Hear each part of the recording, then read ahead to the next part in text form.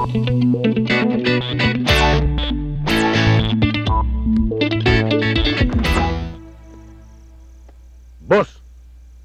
wala pa rin balita tungkol kay Romel Cruz eh. Mukhang nilaman mo na yata ng lupa yun eh. Pati yung droga natin, nilaman mo ng lupa. Chavez, natitensyon na naman ako niyan, ha? Walang problema yan, boss. Ang dami natin sa kwadra niya mga pampakalma mo. Ilan ang gusto mo? Ang tagal-tagal naman mag-usap ng dalawang yun.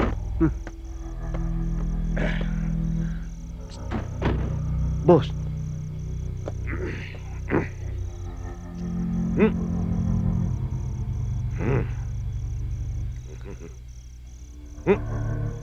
Okay.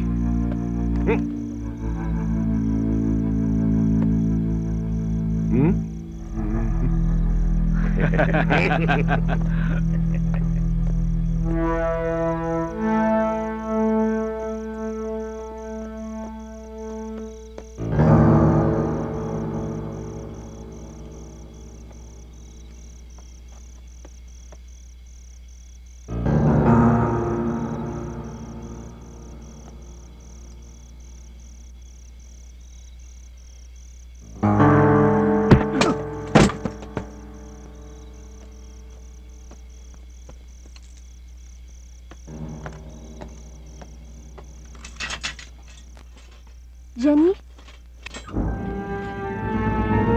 Jenny? Jenny?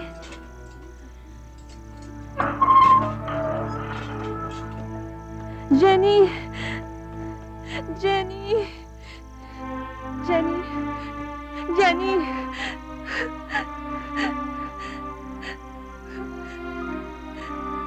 Jenny?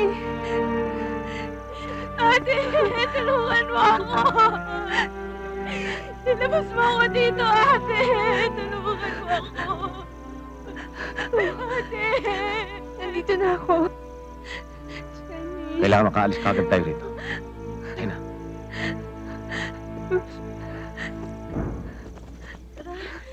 Dali! Tama.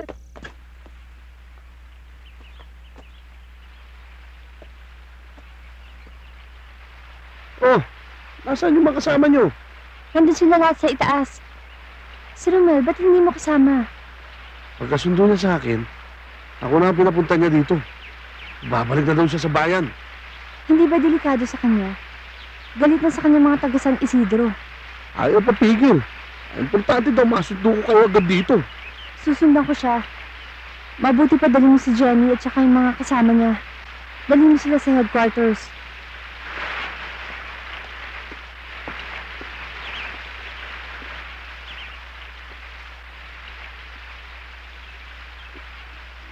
Ang kapal ng apog mo, Romel!